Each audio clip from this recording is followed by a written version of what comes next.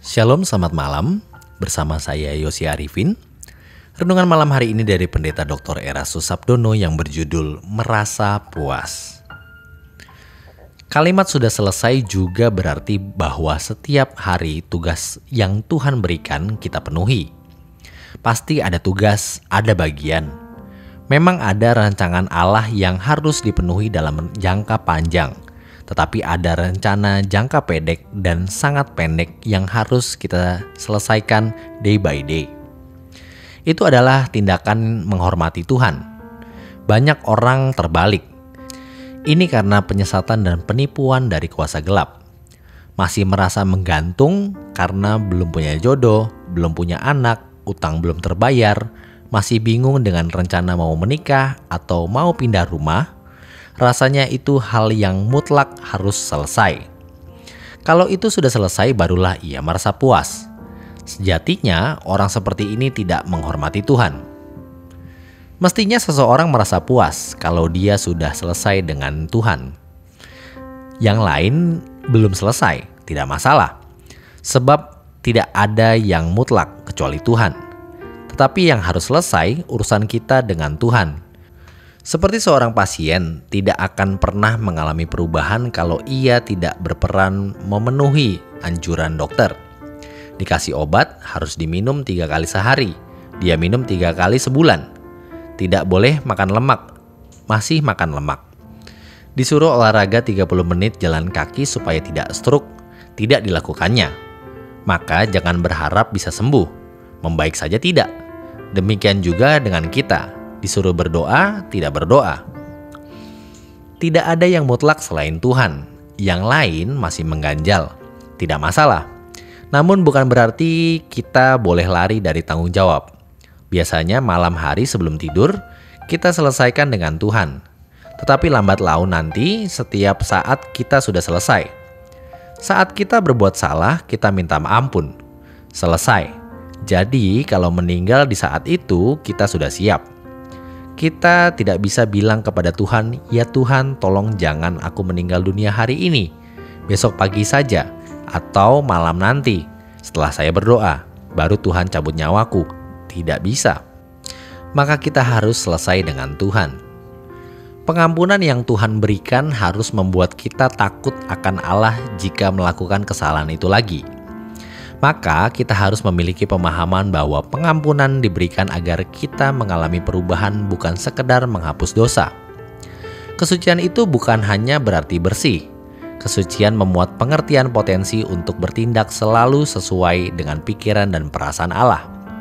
Mestinya permintaan ampun yang kita sampaikan kepada Tuhan dan pengampunan dosa yang Tuhan berikan itu menjadi beban. Beban untuk tidak melakukan hal yang sama yang melukai hatinya. Kalau pengampunan yang kita minta kepada Tuhan tidak disertai dengan sikap meninggalkan dosa, berarti kita melecehkan, merendahkan, dan tidak menghormati kesuciannya. Banyak orang Kristen yang kalau ke gereja lalu ada liturgi pengakuan dosa, hanya mengikuti pendeta yang mengatakan kami telah berbuat dosa dan melakukan perbuatan yang tidak sesuai dengan firman-Mu. Kami mengaku, tanpa ada penjelasan dosa yang mana. Lalu setelah itu, berita pengampunan dosa. Pendeta berkata sekalipun dosamu merah seperti kirmizi, akan dijadikan putih seperti salju. Hitam seperti kesumba, dijadikan putih seperti bulu domba. Disambut oleh jemaat dengan amin, amin. Selesai, sudah diampuni. Padahal hari Senin dia mabuk lagi, judi lagi, berulang lagi kejahatannya. Jadi permintaan ampun pun tidak spesifik mempersoalkan kesalahan apa yang dilakukannya. Konsep teologi yang salah membawa Yesus mengambil dosa kita dan membenarkan kita. Kalimat itu sebenarnya tidak salah, tetapi pengertiannya yang salah. Lalu kita diselamatkan bukan karena perbuatan baik. Sudah, lengkaplah sudah kebodohan itu. Setiap kesalahan, sekecil apapun, kita harus sebutkan. Memang unik juga, kita seperti anak-anak. Tidak bisa dijelaskan ke orang, hanya bisa dijelaskan kepada Tuhan. Sampai hal kecil kita akui, Tuhan mestinya aku belum perlu beli barang ini. Atau mestinya aku belum menyediakan waktu untuk Tuhan. Bukan untuk itu. Tadi aku kebablasan nonton. Ampuni aku, Tuhan. Kalau kita mau benar-benar bersih sampai kita nanti benar-benar baru bisa menjadikan Tuhan itu kebahagiaan. Kalau kita mempersoalkan dosa, itu berarti mempersoalkan untuk tidak mengulanginya. Jangan minta ampun atas kesalahan yang masih kita lakukan, sebab itu menghina Tuhan. Misalnya kita dendam dan benci kepada seseorang. Kita berkata, Tuhan ampuni aku benci dia. Ampunilah atas kebencianku ini. Tetapi kalau kita tidak membuang kebencian itu, kita juga tidak menghormati Tuhan. Kalau belum bisa membuang kebencian itu, kita harus jujur berkata, Tuhan, aku belum bisa membuang kebencian ini. Aku minta ampun. Tuhan, aku minta ampun atas perasaanku yang negatif, sikapku yang salah. Ampunilah aku. Bukan hanya perbuatanku yang salah, tapi ketidakmatanganku. Ampuni aku. Roh Kudus nanti akan mengajar kita. Yang penting kita bisa berkata, sudah selesai. Ada tugas-tugas yang Tuhan berikan kepada kita. Tuhan akan kirim Lazarus yang harus kita topang. Kalau kita bisa menopang Lazarus kecil, maka Tuhan akan mempercayakan kepada kita Lazarus besar.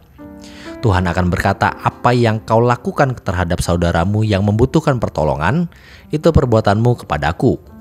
Jangan anggap remeh hal ini. Yang paling prinsip, urusan kita dengan Tuhan, yang kepadanya kita akan mempertanggungjawabkan kehidupan kita. Mestinya inilah yang menjadi fokus hidup kita. Tuhan tahu kelemahan kita, tapi berjuanglah. Berjuanglah, Tuhan akan tuntun kita. Demikian renungan pada malam hari ini. Selamat beristirahat, Tuhan Yesus memberkati.